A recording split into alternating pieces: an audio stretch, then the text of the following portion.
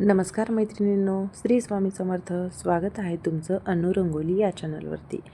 तर नेहमीप्रमाणे आजच्या भागामध्ये सुंदर अशा आपण 3 रांगोळी काढणार आहोत. तर शेवटपर्यंत तुम्ही रांगोळी पहा या. तर इथे बघा, मी एक असं गोपद्म काढून घेतलेलं आहे आणि त्याला इथे मी व्यवस्थित आकार देऊन घेते. थोडीशी रांगोळी बारीक असल्यामुळे साईडने पसरते, त्यामुळे मी त्याला व्यवस्थित आकार देऊन घेतला आहे आणि मध्यंतरी गुलाबी रंगाने एक ठिपका देऊन घेतला आहे आणि त्यावरती मी अशा पाकळ्या काढून घेतल्या आहेत. हे बघा याप्रमाणे. आणि त्यामध्ये आपल्याला पांढऱ्या रांगोळी थोडीशी भुरभरून घ्यायची आहे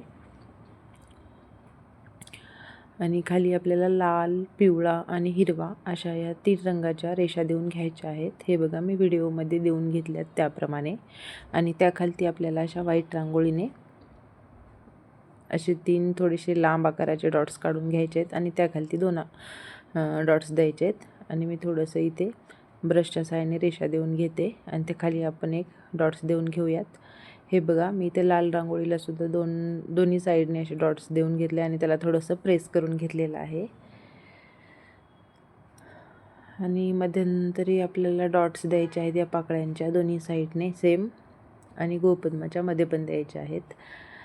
तर अशा छोट्या छोट्या सुंदर आणि युनिक रांगोळी काढण्यासाठी पाहण्यासाठी अनु रंगोली या चॅनलला जरूर सबस्क्राईब करा. रांगोळी आवडल्या तर व्हिडिओला लाईक करा. ही बघा छोटीशी आणि युनिक रांगोळी तुम्हाला कशी वाटली हे सुद्धा मला कमेंटमध्ये सांगायला विसरू नका. तर आपण इथे आता दुसरी रांगोळी काढत आहोत. तर इथे मी 3 ते 2 असे ठिपके देऊन घेतलेत आणि त्यामध्ये आपण अशा रेषा दिल्या आहेत आणि मधोमध त्या 2 रेषांच्या मध्ये आपल्याला थोड्याशा लांब आकाराच्या तिन्ही साईडने आपल्याला अशा रेषा देऊन घ्यायच्या आहेत. हे बघा पहिले ज्या रेषा मारल्या होत्या त्याच्या मधोमध आपल्याला सेम त्याच आकाराच्या थोड्या मोठ्या द्यायच्या आहेत आणि जी छोटी लाईन आहे ती मोठ्या लाईनला अशा जॉईंट्स करून घ्यायच्या आहेत. हे बघा मी दाखवते किंवा काढते या व्हिडिओमध्ये त्याप्रमाणे. असं आपल्याला एक फूल तयार, असं फिरतं फूल तयार झाल्यासारखं इथे तयार होईल. असं जसं आपलं स्वास्तिकचं फूल दिसेल त्याप्रमाणे हे फूल असं दिसेल आपल्याला पाकळ्या फिरल्यासारख्या.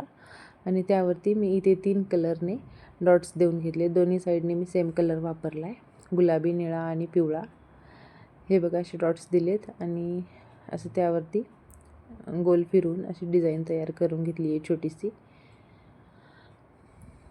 आणि ज्या मोठ्या लाईन होत्या त्यावरती आपल्याला असे 2-2 डॉट्स देऊन घ्यायचे आहेत.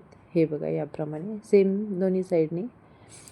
या भागातल्या रांगोळी तुम्हाला नक्कीच आवडल्या असतील, कारण झटपट आणि एक युनिक रांगोळी आहेत दारामध्ये काढण्यासाठी. तुम्ही जरूर तुमच्या दारामध्ये या रांगोळी काढा, सुंदर दिसतील.